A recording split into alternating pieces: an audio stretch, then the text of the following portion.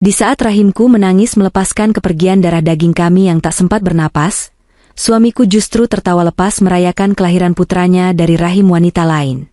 Dia memintaku menerima anak haram itu, tanpa tahu aku telah menyiapkan kehancuran total untuk sisa hidupnya. Sebelum ceritanya dimulai, silakan tulis di kolom komentar dari daerah mana saja teman-teman yang menonton cerita ini. Jangan lupa like dan subscribe agar channel ini bisa semakin berkembang dan bisa mempersembahkan cerita yang lebih menarik lagi. Aroma obat-obatan yang menyengat adalah hal pertama yang menyambut indera penciumanku saat aku membuka mata. Kepalaku terasa berat, seolah ada batu besar yang menindih setiap inci kesadaranku. Perlahan, aku mencoba menggerakkan jari jemariku yang terasa kaku, lalu pandanganku mulai menyapu sekeliling ruangan. Ruangan ini mewah, sebuah kamar VIP di salah satu rumah sakit swasta terbaik di Jakarta Pusat, namun terasa begitu dingin dan asing. Di luar jendela kaca yang besar, langit Jakarta sedang menangis. Hujan deras mengguyur kota, disertai kilatan petir yang sesekali menerangi ruangan yang temaram ini. Suara rintik air yang menghantam kaca terdengar seperti irama kesedihan yang tak berujung, seolah alam semesta sedang turut berduka bersamaku. Aku mencoba duduk, namun rasa nyeri yang tajam di perut bagian bawah memaksaku kembali terbaring. Seketika itu juga, ingatan mengerikan itu kembali menghantamku seperti ombak pasang. Darah, rasa sakit yang luar biasa. Teriakan panikku memanggil nama suamiku yang tak kunjung menyahut. Dan akhirnya, keheningan yang mematikan saat dokter mengatakan bahwa detak jantung janin kami sudah tidak ada. Tanganku meraba perutku yang kini terasa kosong. Hampa. Bayi yang sudah kami, atau lebih tepatnya aku, nanti-nantikan selama 5 tahun pernikahan, kini telah tiada.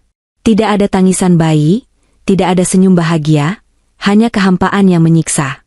Air mata kembali mengalir di pipiku, panas dan perih. Aku menoleh ke sisi tempat tidur, berharap melihat sosok suamiku tertidur di sana, atau setidaknya duduk menungguiku siuman. Namun, kursi penunggu itu kosong. Tidak ada buket bunga di meja, tidak ada pesan manis, tidak ada jejak keberadaannya sama sekali. Pintu kamar terbuka pelan. Seorang perawat muda dengan seragam putih bersih, masuk membawa nampan berisi obat dan segelas air. Wajahnya terlihat ragu-ragu saat melihatku sudah sadar. Ada tatapan iba di matanya, tatapan yang paling aku benci saat ini. Aku tidak butuh dikasihani, aku butuh suamiku. Ibu sudah sadar? Tanyanya lembut sambil meletakkan nampan di meja nakas. Ia memeriksa infus yang menancap di punggung tanganku. Suami saya? Mas Johan di mana? Sus? Tanyaku dengan suara parau. Tenggorokanku terasa kering dan sakit. Perawat itu tampak gelisah. Ia menghindari tatapan mataku dan berpura-pura sibuk merapikan selimutku. Kami sudah mencoba menghubungi Pak Johan berkali-kali sejak ibu masuk UGD tadi siang, Bu. Tapi ponselnya tidak aktif. Mungkin beliau sedang sibuk atau ada kendala sinyal. Sibuk? Kendala sinyal? Alasan macam apa itu? Istrinya sedang bertaruh nyawa, kehilangan anak mereka, dan dia tidak bisa dihubungi? Rasa kecewa mulai merayap di dadaku, bercampur dengan rasa sakit fisik yang belum mereda. Aku meminta perawat itu mengambilkan tas tanganku yang tergeletak di meja sudut. Dengan enggan, ia menyerahkannya. Setelah perawat itu keluar, aku segera merogoh ponselku. Ada puluhan panggilan tak terjawab dari ibuku dan mertuaku, tapi tidak ada satupun dari suamiku. Justru pesan terakhir yang aku kirimkan padanya 7 jam lalu, Mas, tolong pulang, perutku sakit sekali, ada darah, masih bercentang 1. Belum dibaca. Kemarahan mulai menggantikan kesedihan. Di mana dia? Apakah dia tidak peduli padaku? Jari-jariku dengan gemetar membuka aplikasi Instagram. Mungkin dia membuat story tentang kesibukannya di kantor. Mungkin dia sedang meeting penting dengan investor asing dan ponselnya mati. Aku berusaha mencari pembenaran, mencoba menjadi istri yang pengertian seperti yang selalu kulakukan selama ini. Namun, apa yang aku temukan justru menghancurkan sisa-sisa hatiku yang belum sempat pulih. Di deretan paling depan Instagram Story, akun sahabat suamiku, seorang pengusaha muda yang juga rekan bisnisnya, muncul dengan lingkaran warna-warni tanda ada unggahan baru. Tanpa pikir panjang, aku menekannya. Layar ponselku menampilkan video berdurasi 15 detik yang direkam di sebuah tempat yang sangat aku kenal suasananya. Itu adalah sebuah lounge mewah di kawasan SCBD. Lampu-lampu kristal, sofa bludru mahal, dan botol-botol minuman beralkohol impor berjejer di meja. Suara musik dentuman bass terdengar riuh, bercampur dengan gelak tawa orang-orang di sana.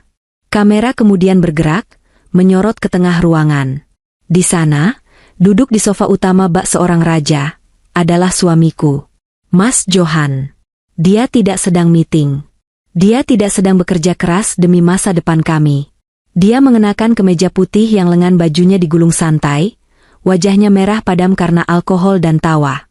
Namun, bukan itu yang membuat napasku tercekat. Di pangkuannya, dia sedang menggendong seorang bayi merah. Bayi yang masih sangat kecil, terbungkus selimut biru muda. Di sampingnya, duduk seorang wanita muda yang cantik, mengenakan gaun malam yang memamerkan lekuk tubuhnya. Wanita itu, yang aku tahu sebagai sekretaris baru di kantor suamiku, namanya Siska, sedang bersandar manja di bahu Mas Johan sambil menatap bayi itu dengan penuh kasih sayang. Mas Johan menatap bayi itu, lalu menatap kamera sambil mengangkat gelasnya tinggi-tinggi. Dia berteriak, suaranya terdengar jelas di antara bisingnya musik. Pewaris tahta akhirnya lahir. Cheers untuk jagoan papa. Jantungku serasa berhenti berdetak. Keterangan atau caption di video itu tertulis besar-besar, "Selamat Bro Johan atas kelahiran putra pertamanya. Jagoan SCBD masa depan." Ponsel di tanganku terlepas, jatuh ke atas selimut tebal rumah sakit. Tanganku gemetar hebat, bukan karena dinginnya AC ruangan, tapi karena guncangan batin yang begitu dahsyat. Jadi, selama aku berjuang mempertahankan kehamilan yang lemah ini, selama aku bolak-balik ke dokter sendirian karena dia beralasan sibuk, dia sedang menantikan kelahiran anak dari wanita lain. Bayi yang kugendong dalam rahimku meninggal hari ini. Dan di saat yang sama, dia merayakan kelahiran bayi dari wanita simpanan itu. Dia menyebut bayi itu pewaris tahta. Lalu, dianggap apa anak kami yang baru saja pergi? Sampah? Rasa sakit di perutku seolah lenyap, digantikan oleh rasa panas yang menjalar dari ulu hati hingga ke ubun-ubun. Air mataku berhenti menetes. Rasa sedih yang tadi melingkupiku mendadak membeku, berubah menjadi gumpalan es yang tajam dan keras. Aku tidak lagi merasa ingin menangis. Aku tidak lagi merasa ingin menjerit memanggil namanya. Aku mengambil kembali ponselku, menatap layar yang kini gelap. Bayangan wajah Mas Johan yang tertawa bahagia di atas penderitaanku terpatri jelas di benakku. Dia pikir aku bodoh. Dia pikir aku hanyalah Kirana yang penurut, mantan manajer keuangan yang rela berhenti bekerja demi menjadi istri yang berbakti, yang bisa dia bodohi selamanya. Dia lupa siapa aku sebelum aku menjadi istrinya. Dia lupa bahwa akulah yang merapikan pembukuan perusahaannya yang dulu berantakan. Dia lupa bahwa otak di balik kesuksesan finansialnya adalah aku. Malam itu, di tengah hujan badai Jakarta yang seolah ingin menenggelamkan kota, Kirana yang lama telah mati bersama janinnya. Dan dari balik awan kelabu duka ini, lahir sosok baru yang tidak lagi mengenal belas kasih. Aku bersumpah, Mas Johan tidak akan pernah hidup tenang lagi.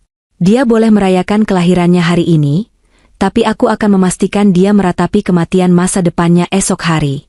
Aku tidak akan menceraikannya sekarang. Itu terlalu mudah. Aku akan membuatnya kehilangan segalanya terlebih dahulu, sampai dia mengemis di kakiku. Sinar matahari Jakarta terasa begitu terik dan menyengat kulit saat aku melangkah keluar dari lobi rumah sakit. Kontras sekali dengan badai semalam, dan lebih kontras lagi dengan hatiku yang sedingin kutub utara. Aku pulang sendirian. Mas Johan masih belum bisa dihubungi. Sopir taksi online yang kupesan membukakan pintu dengan sopan, mencoba mengajakku berbasa-basi tentang cuaca panas hari ini, tapi aku hanya menjawab dengan anggukan singkat dan tatapan kosong keluar jendela. Kendaraan merayap pelan di tengah kemacetan ibu kota. Gedung-gedung pencakar langit yang menjulang tinggi seolah mengejek kekerdilan nasibku. Dulu, aku dan Mas Johan sering bermimpi, menunjuk gedung-gedung itu dan berhayal suatu hari perusahaan propertinya akan memiliki gedung sendiri di sana. Mimpi itu terwujud. Perusahaannya sukses besar. Tapi ternyata, kesuksesan itu juga yang menjadi awal dari kehancuran rumah tangga kami. Uang dan kekuasaan telah mengubah Mas Johan menjadi monster yang tidak kugenali lagi. Taksi memasuki kawasan Pondok Indah, lingkungan elit tempat kami tinggal selama 3 tahun terakhir. Rumah-rumah gedongan dengan pagar tinggi berjejer angkuh. Saat taksi berhenti di depan gerbang hitam rumah kami, rasa mual kembali menyerangku. Rumah ini megah, bergaya minimalis modern dengan pilar-pilar kokoh, tapi bagiku sekarang, ini hanyalah sebuah bangunan kosong tanpa jiwa. Kuburan bagi pernikahan kami. Aku menyeret langkahku masuk. Sepi.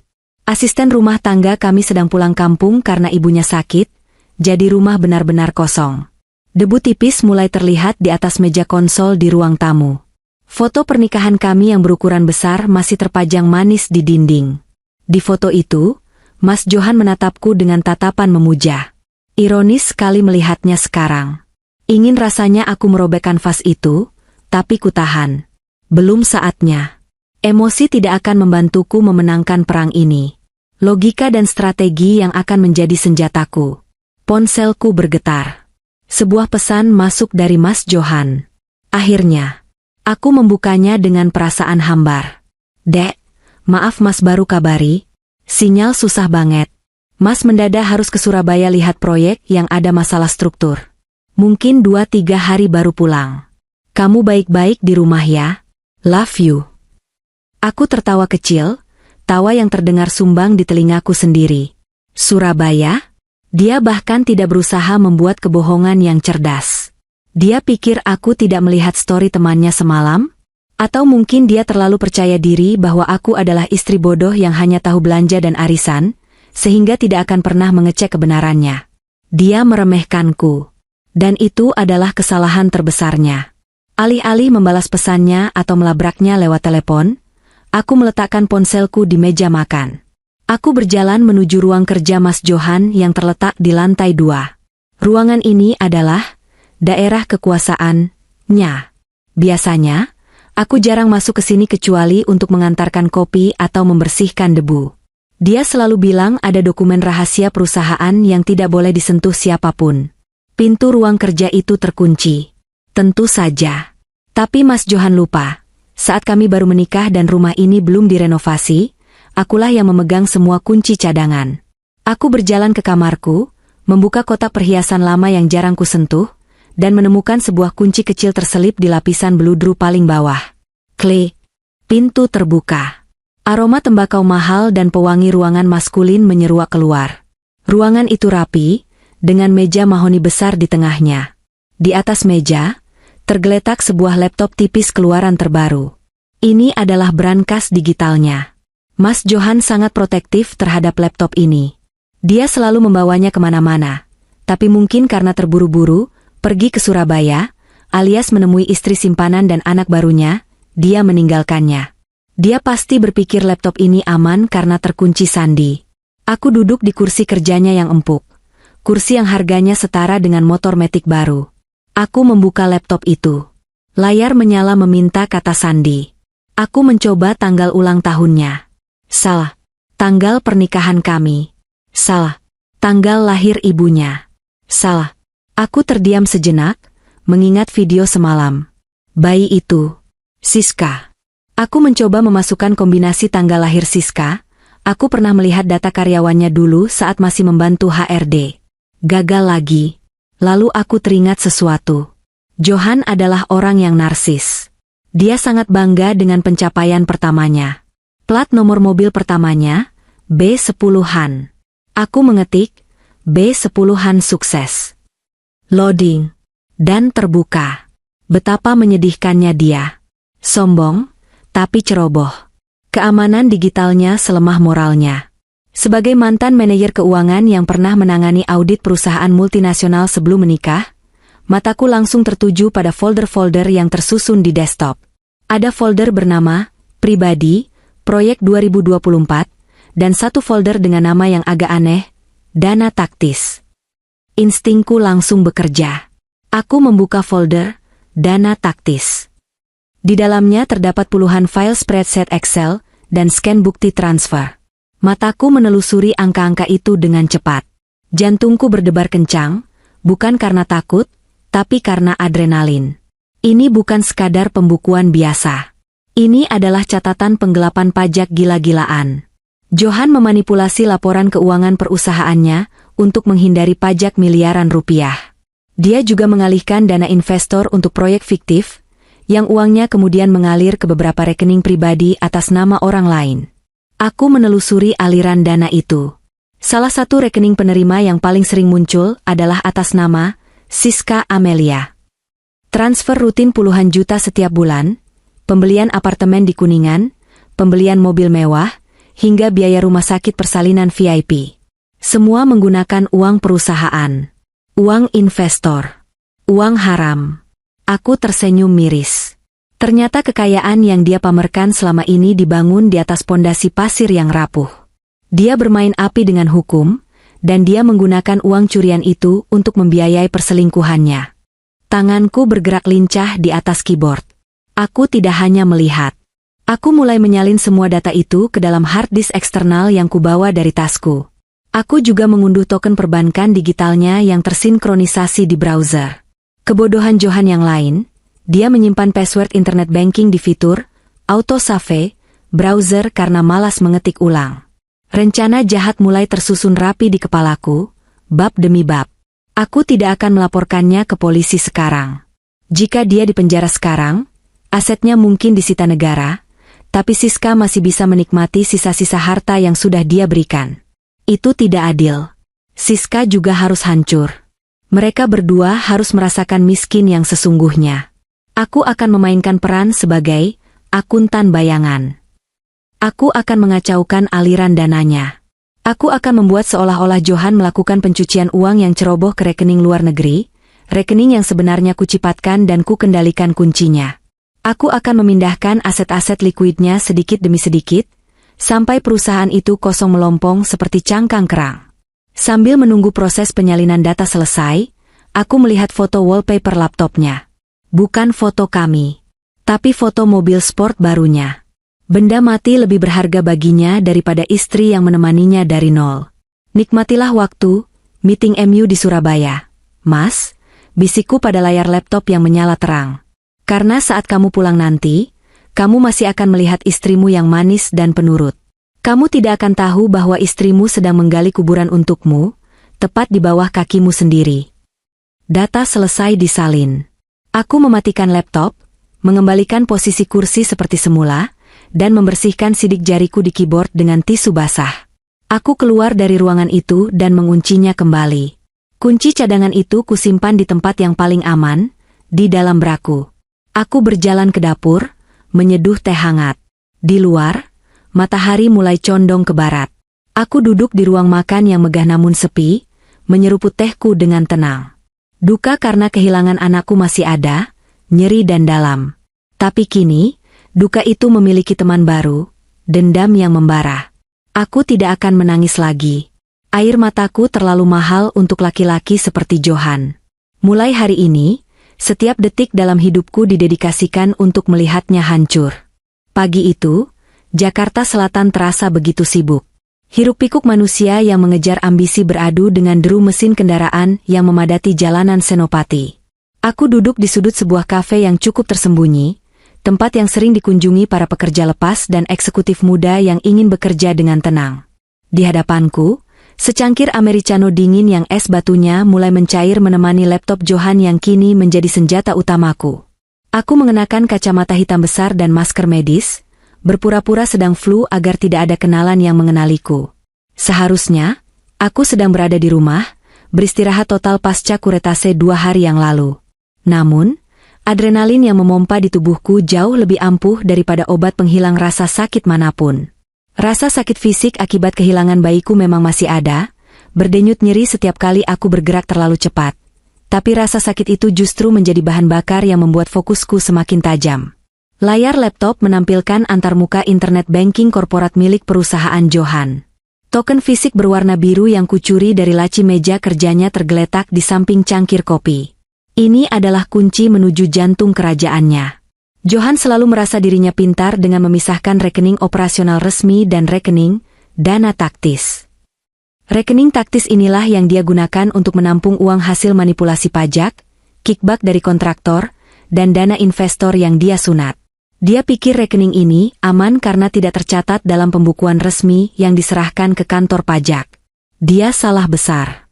Justru karena tidak tercatat resmi, Uang di sini tidak memiliki perlindungan hukum.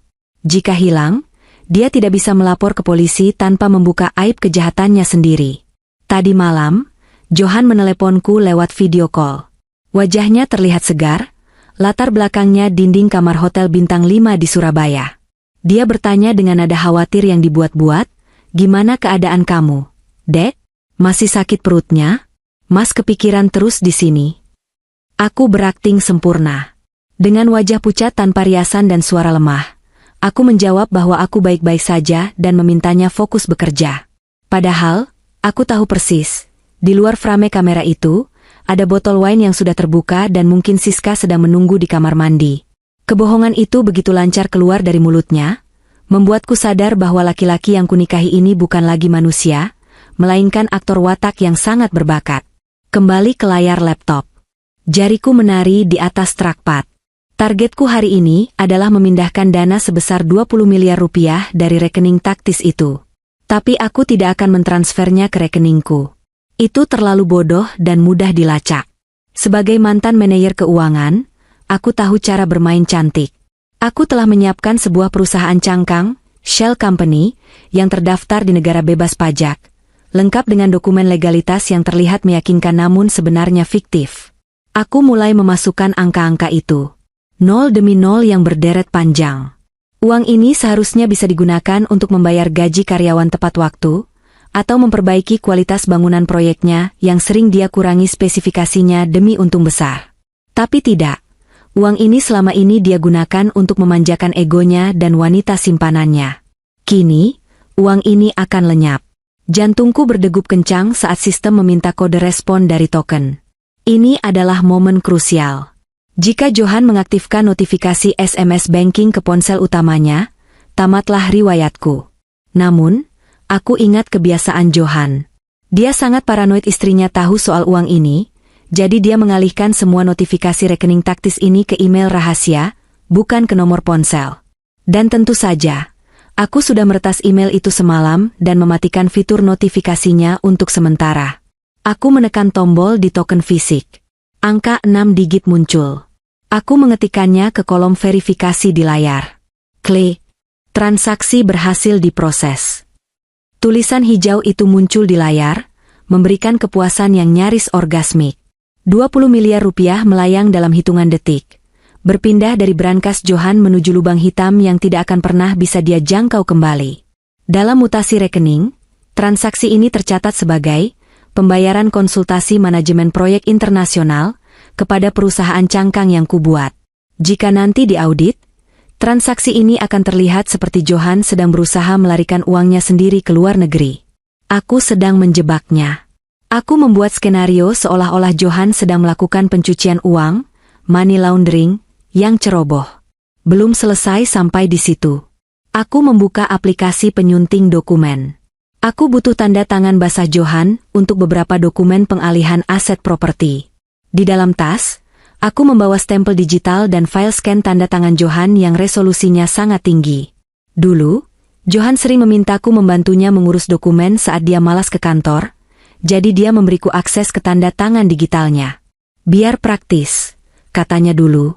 Kepraktisan itu kini menjadi bumerang yang akan memenggal lehernya. Dengan teliti, aku menempelkan tanda tangan itu pada surat kuasa penjualan aset. Aku membuat surat kuasa tertanggal mundur, seolah-olah Johan sudah merencanakan penjualan ruko-ruko strategisnya sejak 3 bulan lalu. Dokumen ini akan kuserahkan ke notaris kenalan lamaku yang bisa sedikit dikondisikan, dengan alasan Johan sedang sibuk di luar kota dan butuh proses cepat. Suasana kafe semakin ramai saat jam makan siang tiba. Orang-orang tertawa, mengobrol soal pekerjaan, atau sekadar bergosip. Mereka tidak tahu bahwa wanita berwajah pucat di pojok ruangan ini baru saja melakukan perampokan senyap yang akan meruntuhkan sebuah imperium bisnis kecil. Aku menutup laptop pelan-pelan, menyesap sisa kopi yang sudah encer. Ponselku bergetar. Pesan dari Johan masuk. "Dek, meeting lancar. Kayaknya proyek ini bakal untung gede. Nanti Mas belikan tas baru ya buat hibur kamu."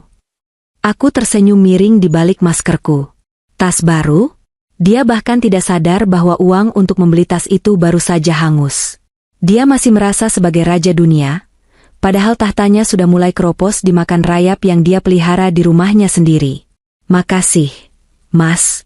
Hati-hati ya," balasku singkat. Aku membereskan barang-barangku. Langkahku terasa ringan saat keluar dari kafe. Matahari Jakarta yang terik tidak lagi terasa menyiksa. Justru rasanya seperti sorot lampu panggung yang menyambut sang pemain utama. Ini baru permulaan. Babak penghancuran finansial sudah dimulai. Sekarang, saatnya bermain dengan mental mereka. Uang bisa dicari lagi, tapi kepercayaan dan ketenangan jiwa, sekali rusak, tidak akan pernah bisa utuh kembali. Aku menyetop taksi dengan gerakan anggun. Tujuanku selanjutnya bukan pulang ke rumah, tapi ke sebuah konter pulsa pinggir jalan untuk membeli kartu perdana sekali pakai. Siska, wanita yang tersenyum menang di video itu, adalah targetku berikutnya.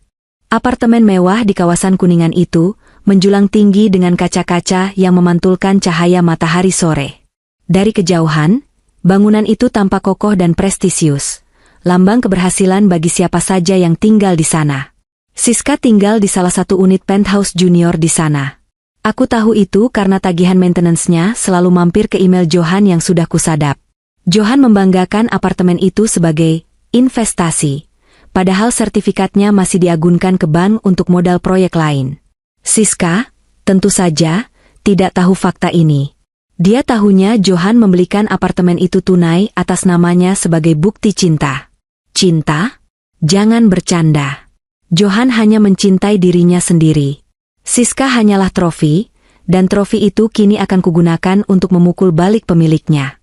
Aku duduk di dalam mobilku yang terparkir di seberang lobi apartemen. Aku tidak berniat turun. Aku hanya ingin memastikan atmosfer tempat ini sebelum melancarkan serangan psikologisku.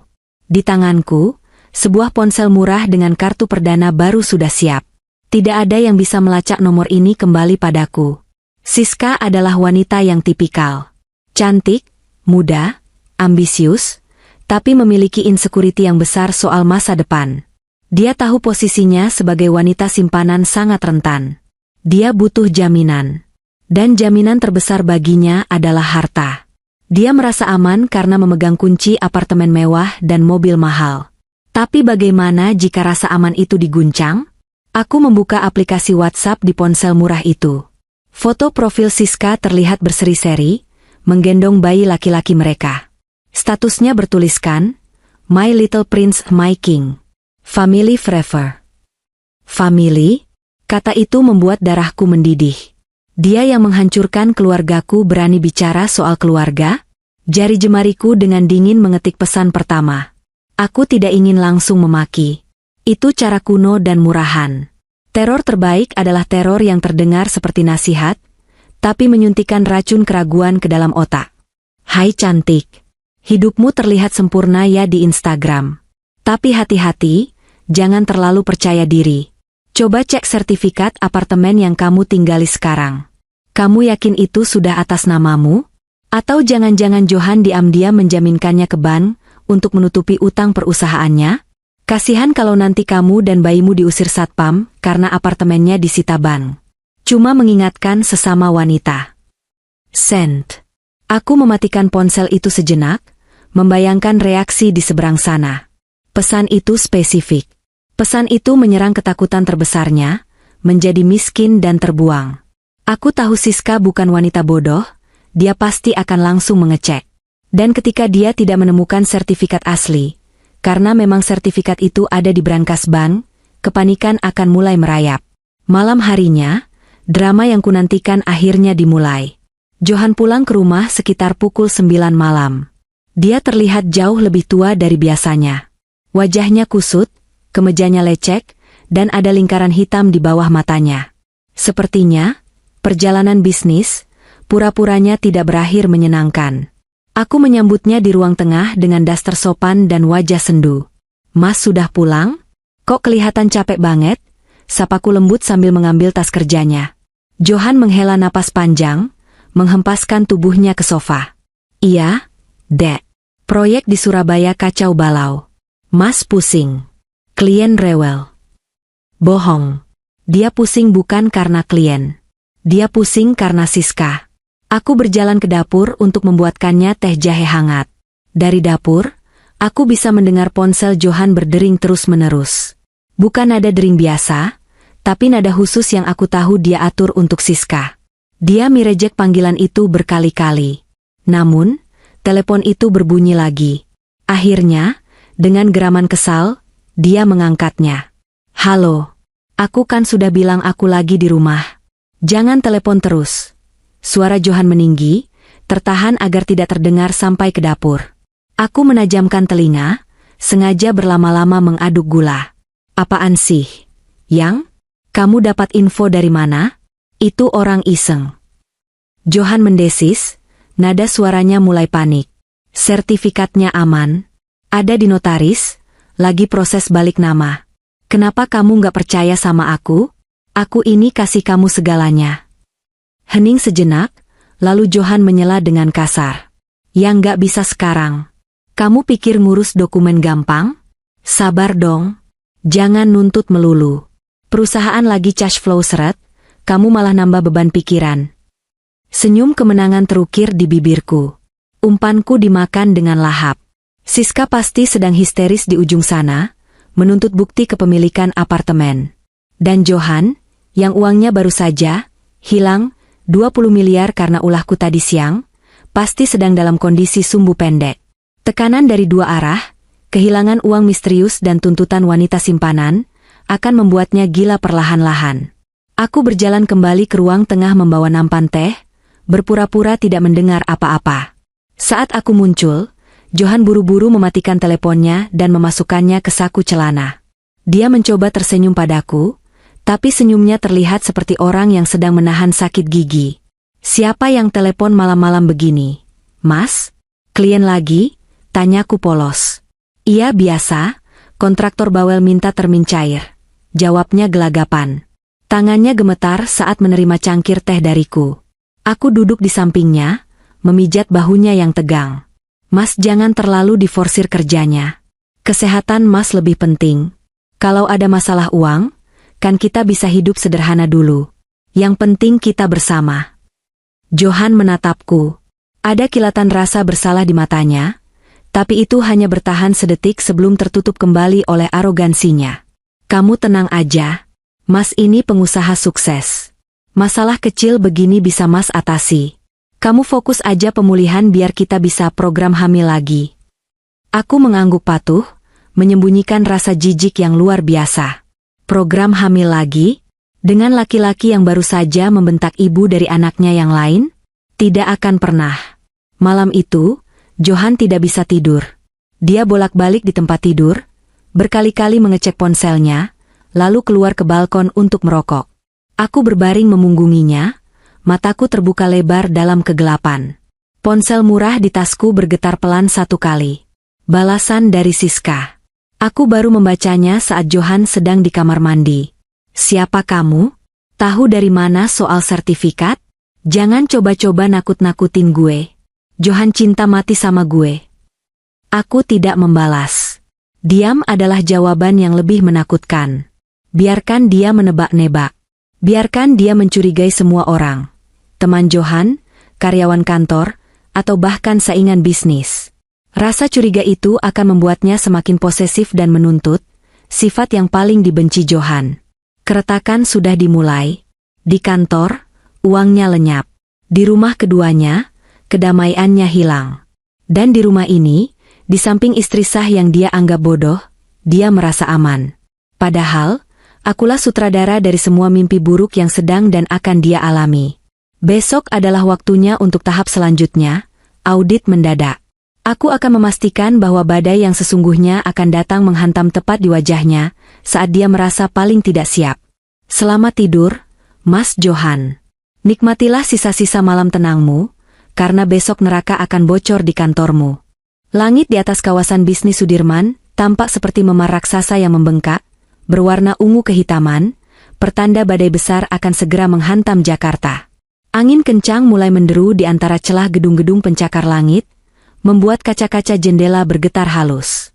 Aku duduk di sebuah coffee shop di lantai dasar gedung seberang kantor Johan. Dari sini, aku memiliki pemandangan sempurna ke arah lobi gedung tempat suamiku bertahta. Kopi di hadapanku sudah dingin, tak tersentuh. Fokusku sepenuhnya tertuju pada layar laptop dan pemandangan di seberang jalan. Waktu menunjukkan pukul 2 siang. Ini adalah waktu yang tepat. Biasanya, setelah makan siang, kewaspadaan orang menurun.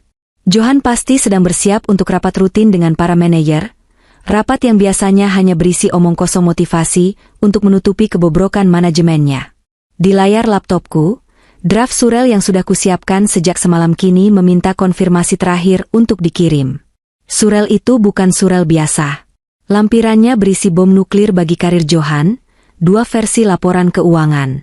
Satu versi adalah laporan, cantik, yang dia serahkan ke kantor pajak dan investor, di mana keuntungan dimanipulasi agar pajaknya kecil namun bonafiditasnya terlihat tinggi. Versi kedua adalah laporan, real, yang penuh dengan catatan aliran dana ilegal, suap pejabat, dan tentu saja, pembelian aset pribadi menggunakan uang perusahaan yang dikategorikan sebagai biaya operasional. Aku menarik napas panjang. Mengingat wajah bayi kami yang tak sempat melihat dunia, dan mengingat tawa Johan saat menggendong bayi Siska. Rasa ragu itu lenyap seketika. Dengan satu ketukan jari telunjuk yang mantap, aku menekan tombol send. Send. Surel itu terkirim serentak ke alamat email pengaduan Dirjen Pajak, Otoritas Jasa Keuangan, dan 5 investor terbesar yang memegang saham mayoritas di proyek-proyek Johan. Aku juga menyertakan, CC, buta ke beberapa wartawan ekonomi yang haus berita skandal korporasi. Hanya butuh waktu 45 menit. Aku melihat kepanikan mulai terjadi. Awalnya, hanya terlihat beberapa orang berlari kecil di lobi gedung seberang. Namun tak lama kemudian, 2 mobil minibus hitam dengan plat merah berhenti tepat di depan pintu utama. Beberapa pria berseragam rompi khusus turun dengan langkah tegap. Di punggung mereka tertulis jelas instansi yang paling ditakuti para pengusaha nakal. Mereka masuk dengan membawa koper-koper untuk menyita dokumen. Ponselku yang terhubung dengan akses CCTV ruangan Johan, yang dulu kupasang diam-diam dengan alasan memantau kinerja cleaning service, menampilkan drama yang memuaskan secara live. Di layarku, Johan terlihat pucat pasi. Dia berdiri dari kursi kebesarannya, tangannya gemetar memegang telepon gagang. Dia membentak sekretarisnya, lalu membanting gagang telepon itu. Para petugas masuk ruangannya tanpa mengetuk. Wajah Johan berubah dari marah menjadi ketakutan murni. Dia mencoba menghalangi mereka mengambil laptop di mejanya, laptop yang sama yang sudah kukuras datanya semalam, tapi tentu saja dia tidak berdaya. Ponselku berdering. Nama, suamiku, muncul di layar. Aku membiarkannya berdering 3 kali sebelum mengangkatnya. Aku harus terdengar tenang, seolah aku adalah istri yang sedang berduka di rumah, bukan eksekutor yang sedang menonton hukuman mati suaminya dari seberang jalan. "Halo, Mas? Kenapa telepon jam segini?" tanyaku lembut. Dek, gawat." Suara Johan terdengar putus-putus. Napasnya memburu seperti orang tercekik. Kantor digerebek. Orang pajak sama polisi datang. Mereka sita semuanya. Rekening perusahaan dibekukan barusan. "Apa? Kok bisa, Mas? Bukannya Mas bilang semuanya aman?" Aku menyuntikkan nada kaget yang meyakinkan. "Aku nggak tahu. Ada yang bocorin data asli. Pasti ada pengkhianat di kantor ini," teriaknya histeris. Terdengar suara keributan di latar belakang, seseorang membacakan surat perintah penyitaan. "Dek, dengerin Mas. Kamu harus tolong Mas sekarang juga. Ini hidup mati kita." "Tolong apa, Mas? Aku takut." Brankas di rumah. Brankas yang dibalik lukisan di ruang kerja. Johan berbisik tajam, suaranya penuh tekanan. Di situ ada uang tunai asing, emas batangan, sama sertifikat-sertifikat penting yang gak atas nama aku. Itu satu-satunya pegangan kita kalau rekening bank disita semua. Kamu ambil kuncinya, terus amankan isinya. Bawa ke rumah ibu kamu sekarang juga. Jangan sampai orang penyita datang ke rumah sebelum kamu amanin itu." Aku terdiam sejenak, menikmati detik-detik kehancurannya. Brankas itu, aku tahu isinya. Itu adalah tabungan masa depan yang dulu kami kumpulkan bersama, yang belakangan ini dia tambah dengan uang hasil korupsi untuk persiapan kabur bersama Siska jika sewaktu-waktu bisnisnya runtuh. Dia pikir aku tidak tahu rencananya. Kunci berangkasnya yang gantungan merah kecil itu kan, Mas? Tanyaku pelan. Iya. Iya benar. Cepat ambil, Dek. Mas mohon. Aku menatap keluar jendela. Hujan mulai turun deras, membasahi kaca kafe. Nggak bisa, Mas, jawabku datar. Hah? Maksud kamu apa nggak bisa? Kamu di rumah kan? Aku di rumah. Tapi kuncinya nggak ada. Nggak ada gimana? Jangan main-main, Kirana. Itu uang miliaran. Johan mulai membentak, lupa bahwa dia sedang butuh bantuan. Mas ingat waktu aku pendarahan kemarin? Waktu aku telepon Mas berkali-kali tapi Mas nggak angkat karena sibuk pesta. Aku mulai mengubah nada bicaraku. Dingin. Menusuk. Kirana, ini bukan waktunya bahas itu. Cepat cari kuncinya.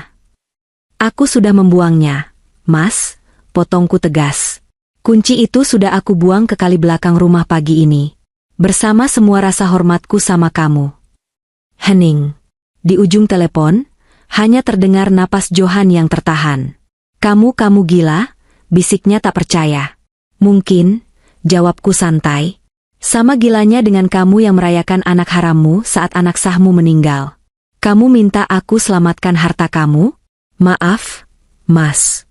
Sama seperti kamu membuang kesempatan untuk melihat anak kita bernapas terakhir kali, aku juga membuang satu-satunya napas buatan untuk hidup kamu. Kirana, kamu tahu apa yang kamu lakukan? Kita bisa miskin. Kita bisa gembel. Johan berteriak histeris. Bukan kita, Mas. Tapi kamu. Kamu yang akan miskin. Kamu yang akan jadi gembel. Aku punya caraku sendiri untuk bertahan hidup tanpa uang harammu. Kirana, tunggu. Jangan tutup. Aku mematikan sambungan telepon. Jariku langsung menekan tombol blok untuk nomornya. Di layar laptop, aku melihat Johan membanting ponselnya ke lantai hingga hancur berkeping-keping. Para petugas langsung memiting tangannya karena dianggap melawan. Dia diseret keluar dari ruangannya sendiri, seperti seorang kriminal kelas 3. Mataku mengikuti sosoknya yang digiring masuk ke dalam lift.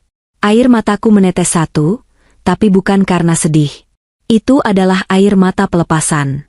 Beban berat di dadaku sedikit terangkat. Badai di luar sana semakin mengganas, kilat menyambar-nyambar langit Jakarta. Tapi bagiku, badai yang sesungguhnya baru saja dimulai bagi Johan. Dan aku akan menjadi penonton setia di barisan paling depan. Aku membereskan laptopku, menutup tagihan kopi, dan berjalan keluar. Hujan deras langsung menyambutku, tapi aku tidak peduli. Aku membiarkan air hujan membasahi wajahku, menyamarkan jejak tangis dan membersihkan sisa-sisa Kirana yang lemah. Sekarang, saatnya memastikan Siska juga mendapatkan bagiannya dari penderitaan ini. Berita penangkapan dan penggerebekan kantor properti milik Johan menyebar lebih cepat daripada virus. Belum sampai aku tiba kembali di kawasan Pondok Indah, notifikasi di ponselku sudah meledak. Akun gosip Lambe Turah mengunggah video amatir saat Johan diseret keluar gedung dengan wajah ditutupi jas. Captionnya provokatif, suami miliarder terciduk. Diduga gelapkan dana investor rom pajak triliunan.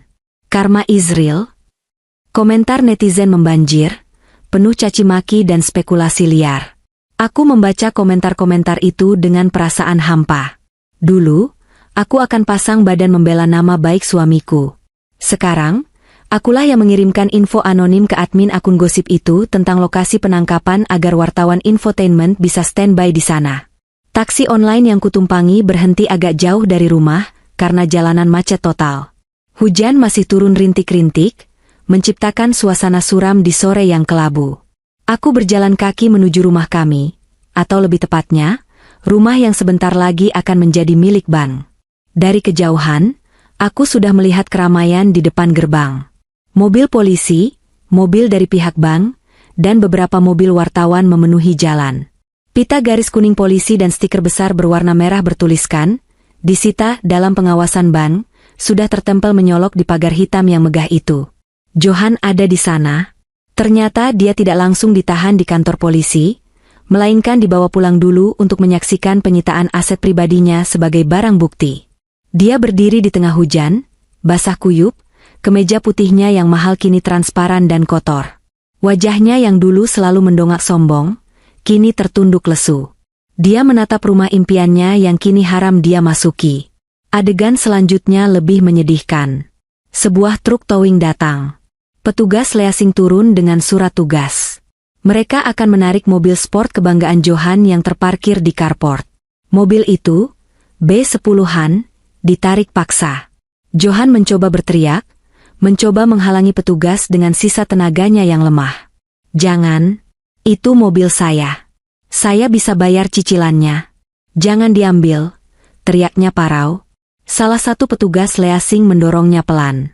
"Maaf Pak, sudah nunggak 3 bulan dan sekarang aset Bapak dibekukan negara. Ini prosedur." Johan tersungkur di aspal basah. Tidak ada satupun teman sosialitanya yang datang membantu. Tidak ada rekan bisnis yang membela. Dia sendirian. Benar-benar sendirian di tengah kerumunan orang yang hanya ingin merekam penderitaannya untuk konten media sosial. Aku berdiri di balik pohon besar di seberang jalan, mengamati semuanya.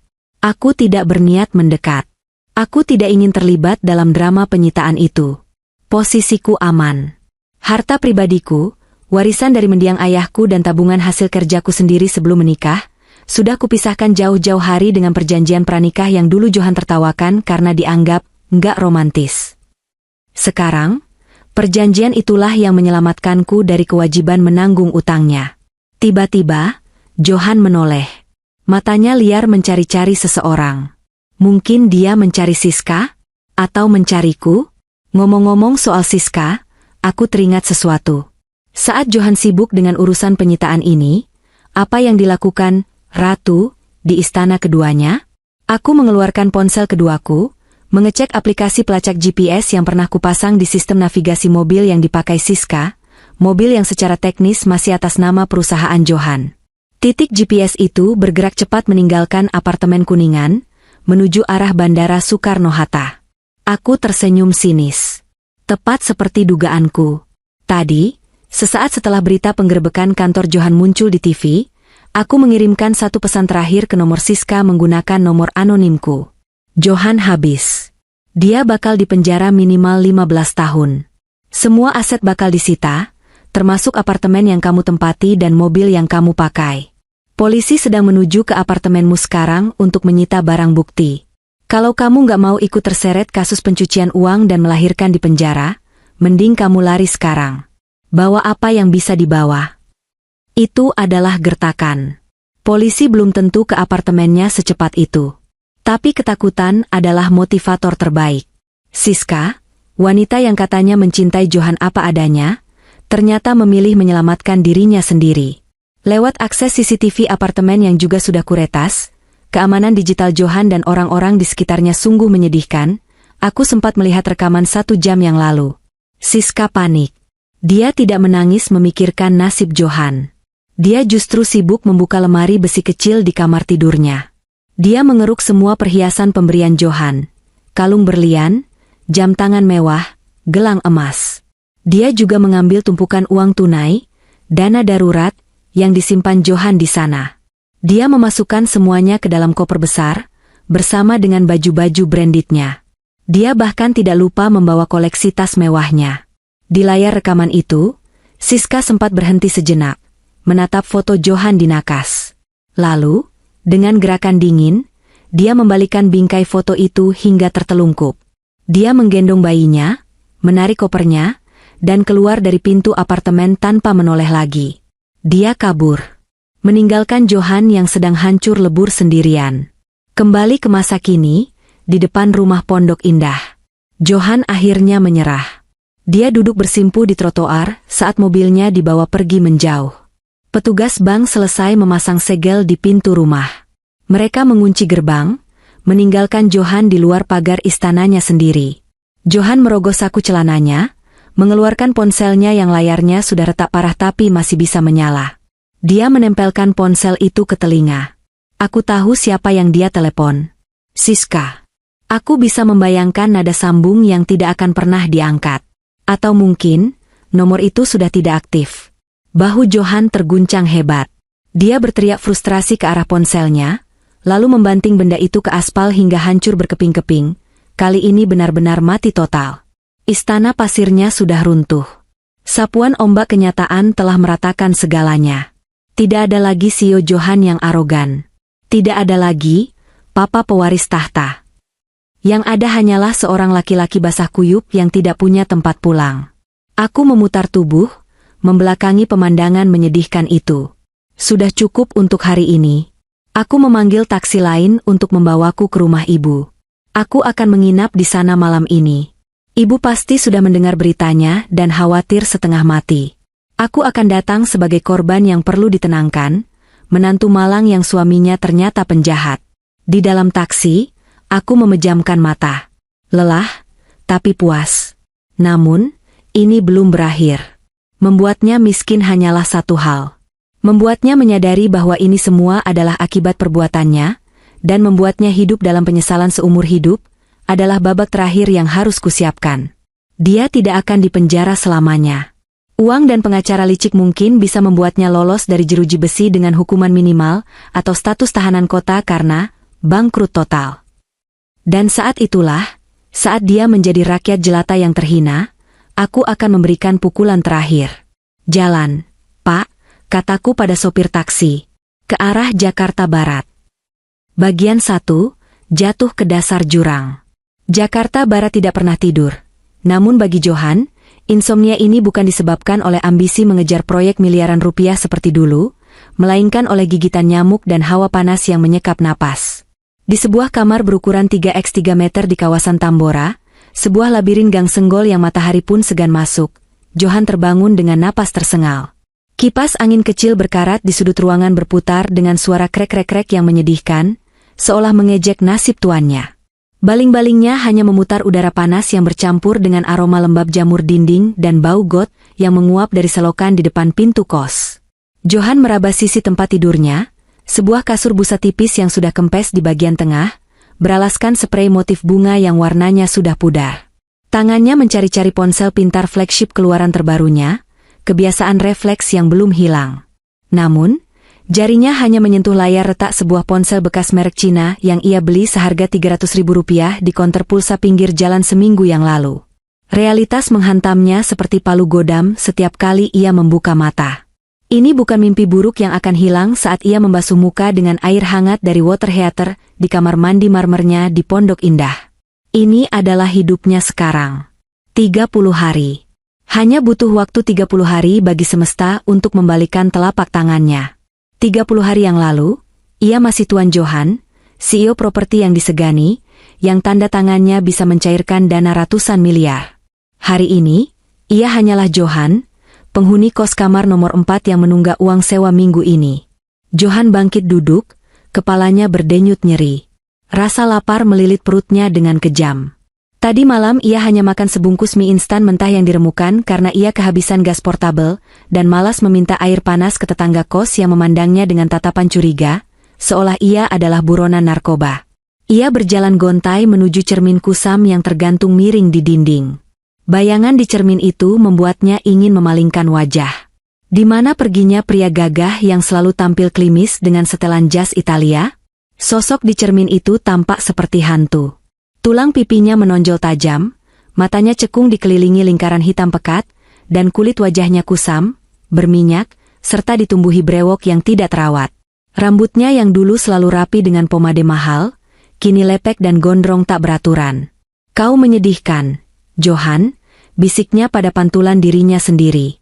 Suaranya parau, serak karena jarang bicara dan terlalu banyak merokok-rokok ketengan murah yang asapnya membuat dadanya sesak. Ingatannya melayang pada hari eksekusi itu. Hari di mana istana pasirnya runtuh. Ia ingat betul momen ketika Siska meninggalkannya. Itu bukan perpisahan dramatis seperti di film-film. Itu adalah pengkhianatan yang sunyi dan pengecut.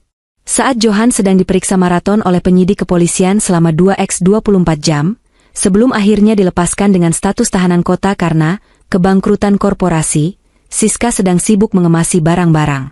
Ketika Johan akhirnya bisa pulang, bukan ke rumah Pondok Indah yang disegel, tapi ke apartemen Siska dengan harapan mendapat pelukan hangat, ia menemukan unit itu kosong melompong. Siska tidak hanya membawa bajunya. Dia membawa segalanya. TV 60 inci, sound system, koleksi jam tangan Johan yang ia titipkan di sana, bahkan mesin kopi espresso kesayangan Johan. Yang tersisa hanya selembar kertas post-it kuning di pintu kulkas yang tertempel miring. Sorry, Jo. Aku nggak bisa hidup susah. Anak ini butuh masa depan, dan kamu bukan lagi masa depan itu. Jangan cari aku. Johan meraung hari itu. Ia berteriak memaki nama Siska hingga suaranya habis. Memukul dinding apartemen kosong itu sampai buku-buku jarinya berdarah. Wanita yang ia berikan segalanya, wanita yang demi dirinya ia rela menyakiti Kirana, istri yang tulus mencintainya, ternyata hanyalah benalu yang loncat mencari inang baru saat pohon tempatnya bernaung tumbang. Lamunan Johan buyar saat gedoran keras terdengar di pintu kamarnya. "Woi, Bang Jo, bayar sewa nggak lo hari ini?" Suara cempreng ibu kos terdengar menggelegar. Johan tersentak. Jantungnya berpacu cepat karena panik. Ia mengintip dari celah jendela Nako yang kotor. Ibu kos, wanita parubaya bertubuh gempal dengan daster batik, berdiri berkacak pinggang di depan pintu. "Sabar, Bu. Saya lagi nunggu transferan teman." Johan berbohong, suaranya bergetar. Transferan. Dari minggu lalu ngomongnya transferan. Kalau sampai nanti sore nggak ada duit, angkat kaki lo. Gue nggak butuh penghuni gembel. Langkah kaki ibu kos menjauh, diiringi gerutuan panjang tentang orang kota yang lagaknya sokaya tapi bayar kosan nunggak. Johan merosot di balik pintu, memeluk lututnya. Air mata frustrasi menetes membasahi celana pendeknya yang lusuh. Ia tidak punya teman yang akan mentransfer uang. Semua teman sosialitanya sudah memblokir nomornya. Grup WhatsApp CEO Muda Jakarta yang dulu ia banggakan sudah mendepaknya keluar dengan alasan menjaga integritas grup dari skandal. Ia merogoh saku celananya, mengeluarkan sisa uang yang ia miliki. 3 lembar uang 2000-an yang kumal dan beberapa koin 500-an. Totalnya Rp7.500. Rp7.500. Dulu, ini bahkan tidak cukup untuk membayar parkir valet di mal tempat ia biasa meeting. Sekarang, ini adalah nyawanya untuk bertahan hidup 24 jam ke depan. Perutnya kembali berbunyi, kali ini lebih keras dan menyakitkan. Ia harus makan. Ia harus keluar dari lubang tikus ini, meski di luar sana matahari Jakarta siap memanggang kulitnya dan tatapan orang-orang siap menguliti harga dirinya. Bagian 2, ziarah ke masa lalu yang menolak. Johan mengenakan satu-satunya kemeja yang masih layak. Kemeja biru muda yang kerahnya sudah agak kekuningan karena keringat dan deterjen murah. Ia mencoba merapikan rambutnya dengan air keran. Ia punya rencana hari ini, rencana putus asa. Ia akan mendatangi rumah orang tuanya. Mertua Kirana. Orang tuanya tinggal di kawasan Tebet, di sebuah rumah tua yang nyaman. Dulu, Johan adalah anak emas, kebanggaan keluarga yang selalu dipamerkan ibunya saat arisan. "Anakku CEO, mantuku manajer keuangan, cucuku nanti pewaris tunggal." Begitu ibunya selalu membual. Johan berjalan kaki keluar dari gang, menahan napas saat melewati tumpukan sampah yang menggunung di ujung jalan. Ia naik angkutan umum, berdesak-desakan dengan pedagang sayur dan anak sekolah. Aroma keringat bercampur parfum murah di dalam angkot membuatnya mual. Ia, Johan yang terbiasa duduk di jok kulit Mercedes-Benz dengan AC dual zone, kini harus merasakan sikutan orang asing dan panasnya mesin mobil tua di bawah kakinya. Perjalanan 1 jam terasa seperti 1 tahun. Sesampainya di Tebet, ia berdiri di depan pagar rumah masa kecilnya. Rumah itu tampak asri, tak berubah. Ada rasa rindu yang membuncah di dadanya. Mungkin, pikirnya, ibu akan memaafkannya. Mungkin bapak akan meminjamkannya modal untuk bangkit. Darah lebih kental daripada air. Kan? Johan menekan bel. 5 menit berlalu. Tidak ada jawaban. Ia menekan lagi, kali ini lebih lama. Pintu terbuka. Bukan pembantu, tapi ibunya sendiri yang keluar. Wajah wanita tua itu tampak lelah dan tegang. Saat melihat Johan berdiri di balik pagar dengan pakaian lusuh dan wajah berantakan, ekspresi ibunya bukan kerinduan, melainkan ketakutan. "Bu." Johan memanggil lirih, tangannya memegang jeruji pagar. "Buka pagarnya, Bu. Ini Johan." Ibunya tidak bergerak maju. Ia berdiri kaku di teras, memandang sekeliling jalanan perumahan seolah takut tetangga melihat. "Pergi, Johan," kata ibunya, suaranya bergetar namun tajam. Johan ternganga. "Apa? Bu, ini aku, anak ibu. Aku butuh bantuan, Bu. Aku nggak punya tempat tinggal. Aku lapar." "Kamu tahu berapa kali polisi dan orang bank datang ke sini mencari kamu minggu lalu?" Ibunya mendesis, air mata mulai menggenang di matanya yang keriput. "Bapakmu sampai serangan jantung ringan gara-gara malu. Tetangga semua menggunjing kita. Kamu penipu, Johan. Kamu koruptor." "Itu fitnah, Bu. Aku dijebak. Aku bangkrut karena kesalahan manajemen, bukan korupsi." Johan mencoba membela diri, putus asa. "Cukup. Jangan bawa masalahmu ke rumah ini. Kami ini pensiunan, kami ingin hidup tenang di sisa umur kami. Jangan seret kami ke neraka yang kamu buat sendiri. Kamu sudah dewasa, kamu yang berbuat, kamu yang tanggung jawab. Bu, tolong sedikit saja. Buat makan. Buat sewa kos." Johan mulai terisak, tangannya menggapai-gapai lewat celah pagar. "Pulanglah ke istrimu. Minta maaf sama Kirana. Dia wanita baik yang kamu sia-siakan. Mungkin cuma dia yang masih punya hati buat kamu. Jangan kembali ke sini sebelum kamu bersih." Ibunya berbalik badan, masuk ke dalam rumah, dan membanting pintu. Suara kunci diputar terdengar jelas, seperti vonis mati bagi harapan terakhir Johan. Johan merosot di depan pagar. Ia menangis tanpa suara. Matahari siang yang terik membakar tengkuknya, tapi ia merasa kedinginan. Ditolak oleh orang tua sendiri adalah jenis rasa sakit yang tidak ada obatnya. Ia benar-benar yatim piatu sekarang. Dari kejauhan, sebuah sedan hitam dengan kaca film gelap terparkir diam di bawah pohon rindang. Di dalamnya, Kirana duduk di kursi penumpang belakang, menyaksikan adegan itu lewat balik kacamata hitamnya. Wajahnya datar, tak berekspresi. Ibu mertua ternyata punya prinsip juga, gumam Kirana pelan. Atau mungkin hanya takut aset pensiunnya ikut disita. Kirana tidak merasa kasihan. Ia ingat bagaimana mertuanya itu dulu sering menyindirnya karena belum juga hamil.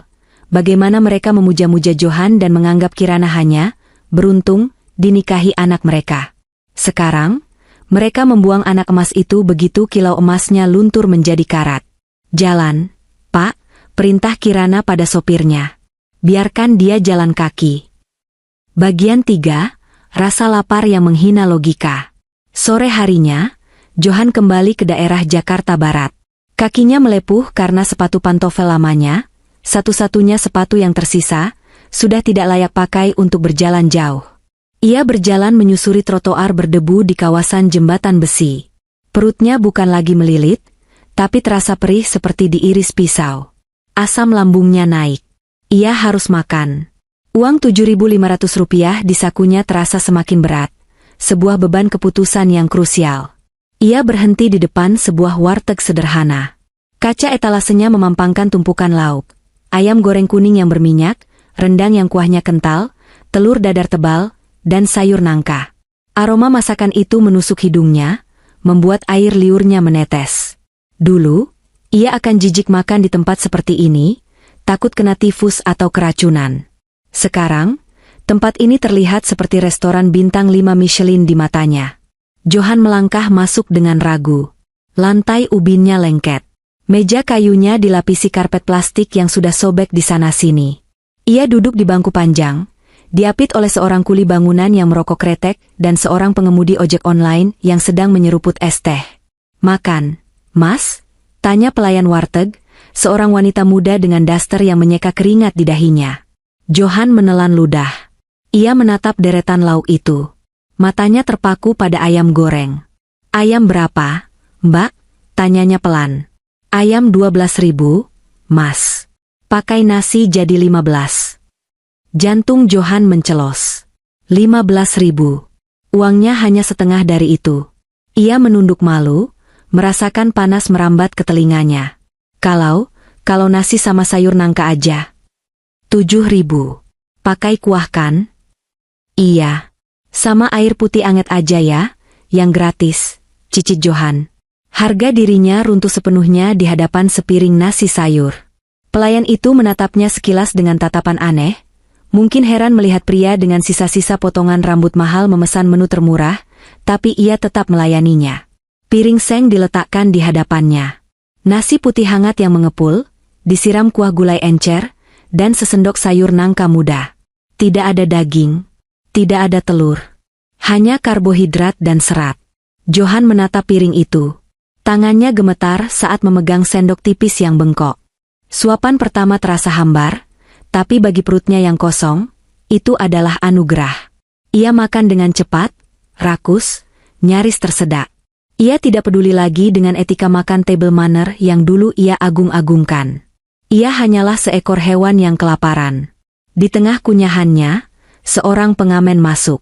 Seorang anak kecil dekil dengan ukulele butut, menyanyikan lagu pop yang liriknya ia ganti sembarangan. Anak itu berdiri tepat di samping telinga Johan, menyodorkan kantong plastik bekas permen. Johan berhenti mengunyah. Ia merogoh sakunya. Kosong.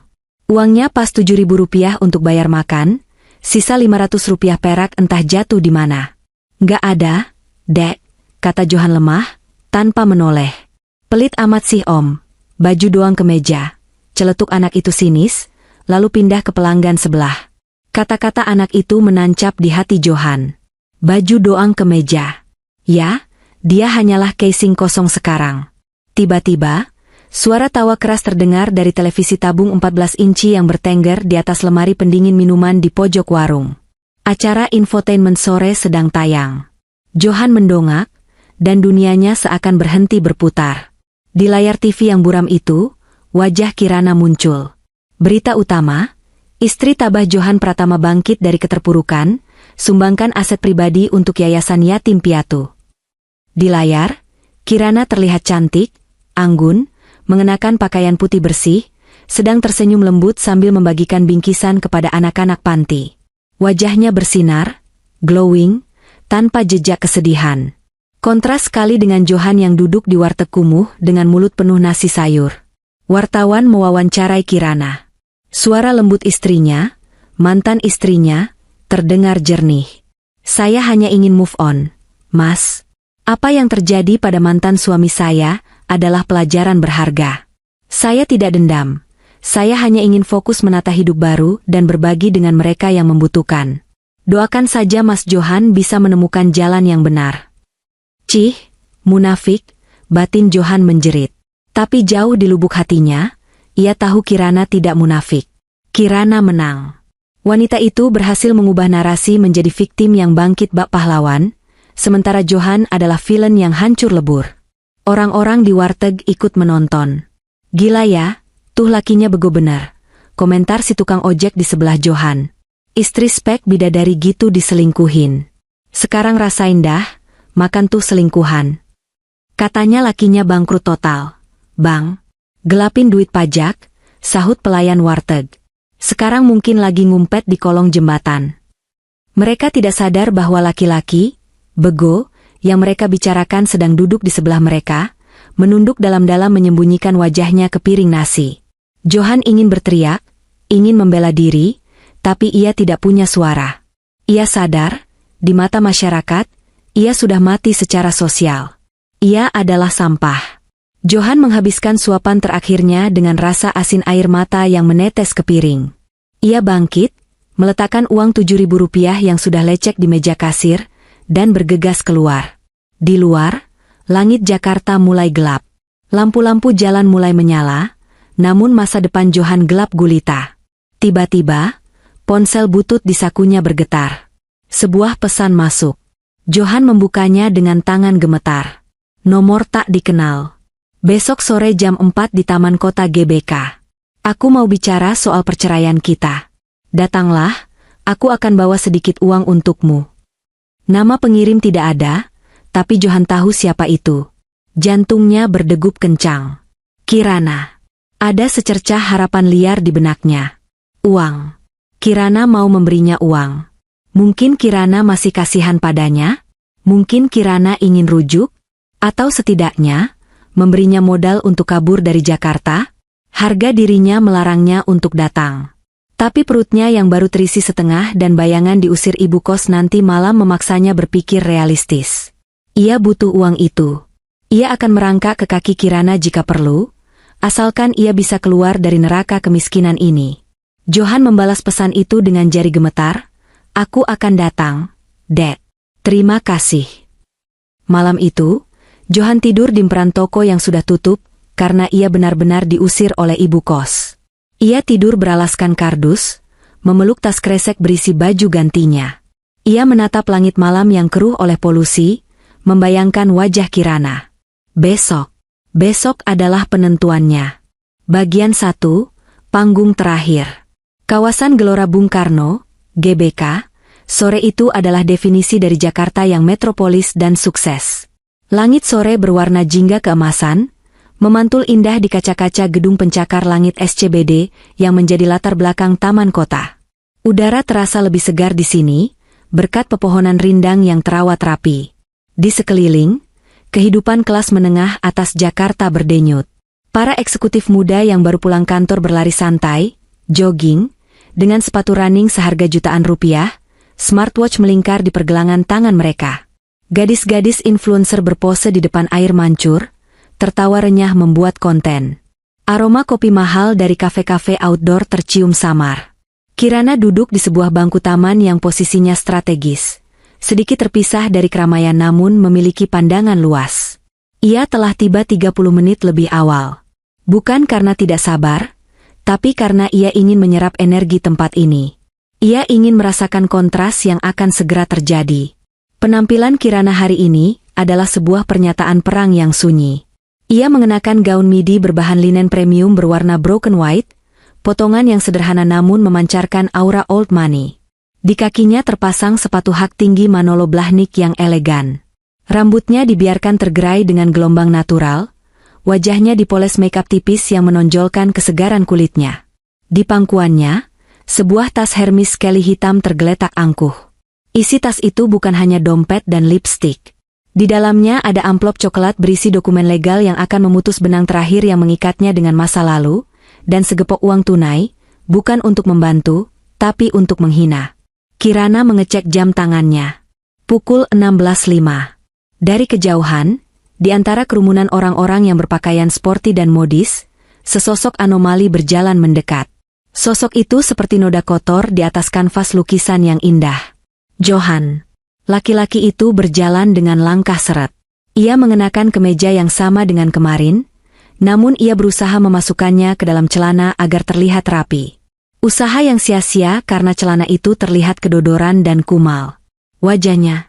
Tuhan, wajah itu. Kirana hampir tidak mengenalinya. Pria yang dulu begitu sombong dengan dagu terangkat, kini berjalan dengan kepala tertunduk, matanya liar dan gelisah. Seolah takut ada satpam yang akan mengusirnya karena dikira gelandangan. Ada rasa sakit yang menusuk di dada Kirana saat melihatnya. Bukan rasa sakit karena cinta, melainkan rasa sakit sisa trauma. Inikah pria yang dulu kupuja? Inikah ayah dari anakku? Betapa rapuhnya dia tanpa uang. Johan melihat Kirana. Langkahnya terhenti sejenak. Matanya melebar. Ia melihat Kirana seperti melihat malaikat. Atau mungkin melihat mesin ATM berjalan.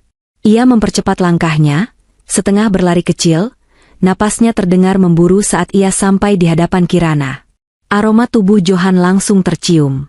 Bau keringat yang sudah mengering berhari-hari, bau apek pakaian yang tidak dicuci, dan bau samar minyak angin. Kirana tidak bergeming, tidak menutup hidung. Ia ingin mencium bau kekalahan ini. "Dek?" Johan menyapa, suaranya pecah. Ia berdiri canggung, tangannya meremas ujung kemejanya. "Duduk," perintah Kirana singkat. Suaranya datar, tanpa emosi. Johan duduk di ujung bangku, memberi jarak 1 meter. Ia tidak berani menatap mata Kirana langsung. Ia menatap sepatu mahal Kirana, lalu menatap sepatu bututnya sendiri yang ujungnya sudah menganga. Bagian 2, pengakuan sang arsitek karma. "Kamu kelihatan sehat, Dek." Johan memulai percakapan basa-basi, suaranya bergetar. "Cantik. Seperti dulu waktu kita pertama ketemu." Kirana tidak tersenyum. Jangan basa-basi, Mas. Waktuku mahal. Aku ada jadwal spa jam 5 nanti. Kalimat itu menampar Johan. Jadwal spa. Sementara dia bingung mencari tempat tidur nanti malam. Langsung saja, Kirana membuka tasnya, mengeluarkan amplop coklat tebal dan meletakkannya di bangku, di ruang kosong antara mereka. Ini surat gugatan cerai. Sudah aku tanda tangani. Pengacaraku sudah mengatur semuanya. Kamu tinggal tanda tangan di halaman terakhir. Alasan perceraian, KDRT psikis, penelantaran, dan perzinahan. Bukti-bukti sudah lengkap. Johan menatap amplop itu dengan nanar. Tangannya gemetar saat menyentuhnya. Dek, apa nggak bisa kita bicara dulu? Mas tahu masalah. Mas hilaf. Siska itu, dia setan. Dek, dia guna-guna Mas mungkin. Mas sekarang sadar, cuma kamu yang tulus sama Mas. Johan mulai menangis. Ia bergeser mendekat, mencoba meraih tangan Kirana. Tolong kasih Mas kesempatan kedua, Dek. Kita mulai lagi dari nol. Mas janji bakal kerja keras. Mas bakal jadi suami yang baik. Mas rindu kamu. Kirana menarik tangannya dengan cepat, tatapannya menajam setajam silet. Mulai dari nol. Kirana tertawa kecil, tawa yang terdengar mengerikan di telinga Johan. Kamu pikir hidup ini permainan monopoli yang bisa di-restart kalau kamu kalah? Kamu bukan mulai dari nol, Mas. Kamu mulai dari minus. Minus moral, minus harga diri, minus hati nurani. Johan terdiam, air matanya membasahi pipi yang kotor. Kamu bilang kamu rindu aku? Atau kamu rindu uangku? Kamu rindu kenyamanan hidup bersamaku? Kirana mencondongkan tubuhnya sedikit, menatap lurus ke dalam bola mata Johan yang keruh. Mas beneran menyesal? Simpan penyesalanmu buat Tuhan. Kalau kamu masih ingat cara berdoa, potong Kirana dingin. Aku kesini bukan untuk mendengar rengekanmu. Aku kesini untuk memastikan satu hal. Bahwa kamu tahu kenapa hidupmu hancur. Johan mendongak, bingung. Maksud kamu? Hidupku hancur karena nasib sial? Dek, audit itu salah manajemen. Siska kabur. Salah manajemen? Kirana menggeleng pelan, senyum sinis tersungging di bibirnya. Mas kamu itu CEO, tapi naif sekali. Kirana membuka kunci ponselnya, menunjukkan sebuah foto. Foto layar laptop Johan yang sedang menampilkan transfer dana taktis. Tanggal 3 Desember. Pukul 10 pagi. Saat kamu sibuk berbohong bilang lagi meeting di Surabaya, padahal lagi check-in sama Siska. Siapa menurutmu yang mentransfer dana 20 miliar dari rekening taktismu ke perusahaan cangkang fiktif di Panama? Mata Johan membelalak. Mulutnya terbuka, tapi tidak ada suara yang keluar. Aku, bisik Kirana. Aku yang punya akses tokenmu. Aku yang membuat seolah-olah kamu melakukan money laundering. KA kamu. Johan tergagap. Wajahnya pucat pasi seolah darahnya disedot habis. Siapa yang mengirim email anonim ke Dirjen Pajak lengkap dengan 2 versi laporan keuanganmu yang asli dan palsu?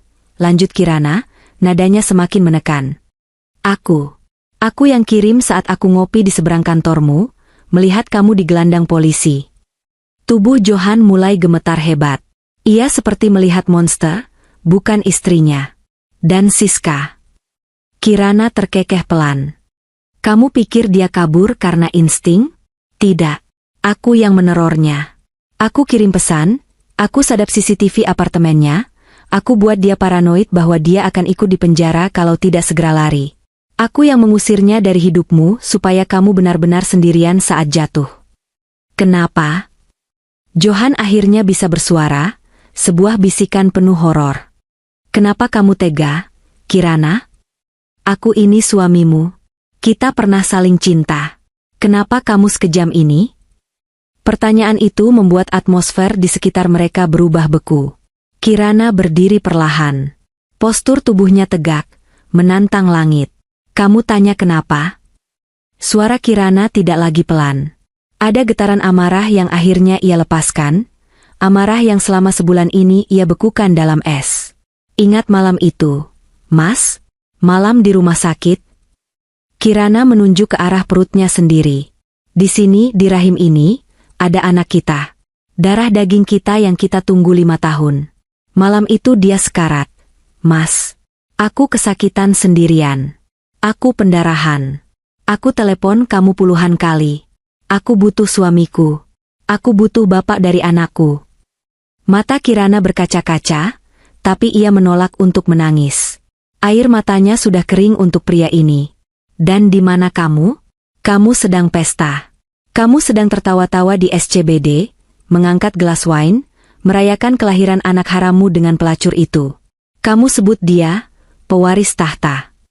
Kamu bilang ke aku lewat chat, jangan lebay, terima aja anak ini. Kamu ingat itu? Johan menunduk dalam-dalam, bahunya berguncang hebat. Ia ingat. Demi Tuhan, ia ingat dan itu menghantuinya setiap malam.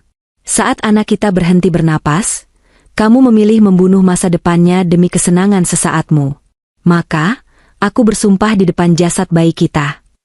Kirana mendekatkan wajahnya ke telinga Johan, berbisik dengan nada yang akan menghantui Johan sampai liang lahat. Bahwa aku akan membunuh masa depanmu juga. Aku akan pastikan kamu merasakan kehilangan yang sama. Kehilangan harapan. Kehilangan pegangan. Kehilangan segalanya.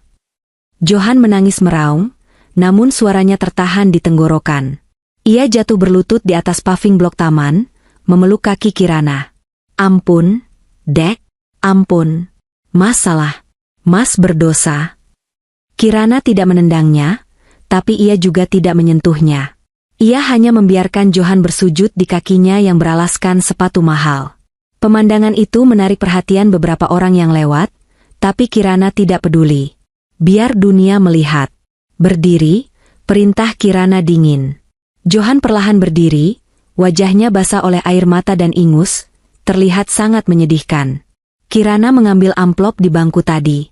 Ia mengeluarkan segepok uang. Bukan uang ratusan ribu merah. Tapi uang pecahan 20.000 dan 10.000. Totalnya mungkin hanya 500.000 rupiah. Tanda tangani surat ini sekarang. Pulpennya ada di dalam, kata Kirana. Dengan tangan gemetar, Johan mengeluarkan pulpen, menaruh kertas di atas lututnya, dan menandatanganinya. Ia tidak membacanya lagi. Ia sudah tidak punya daya tawar. Kirana mengambil kembali map dokumen itu, memastikannya sah. Lalu, ia melemparkan gepokan uang receh itu ke dada Johan. Uang-uang kertas itu berhamburan jatuh ke tanah, sebagian tertiup angin sore. Itu pesangon untukmu. Cukup untuk beli tiket bus ekonomi pulang ke kampung halamanmu, atau untuk makan di warteg seminggu lagi. Terserah kamu. Dek? Jangan panggil aku Dek lagi, namaku Kirana. Dan bagi kamu, Kirana sudah mati bersama bayinya. Bagian 3, epilog yang membebaskan. Kirana berbalik badan. Ia melangkah menjauh dengan mantap. Suara sepatu hak tingginya mengetuk paving block dengan irama yang tegas. Tek, tek, tek. Irama kemenangan. Di belakangnya, ia mendengar Johan memanggil namanya sekali lagi, sebuah teriakan putus asa yang panjang dan menyayat. Kirana aa. Kirana tidak menoleh. Ia tidak berhenti. Ia terus berjalan menuju mobil jemputannya yang menunggu di lobi selatan. Angin sore menerbangkan rambutnya. Untuk pertama kalinya dalam waktu yang lama, dadanya terasa lapang. Tidak ada lagi sesak. Tidak ada lagi dendam yang mengganjal. Semuanya sudah lunas terbayar. Ia masuk ke dalam mobil. Interior kulit yang wangi dan dingin menyambutnya. Kemana, Bu? Tanya sopir pribadinya. Kirana menyandarkan kepalanya, menatap keluar jendela. Ia melihat Johan dari kejauhan, masih berlutut memunguti uang receh yang berserakan di tanah, sementara orang-orang menatapnya dengan jijik. Pemandangan itu adalah penutup bab yang sempurna. Kirana menutup matanya, membayangkan wajah bayinya yang tenang. Mama sudah selesaikan tugas Mama, Nak. Kamu bisa tidur tenang sekarang.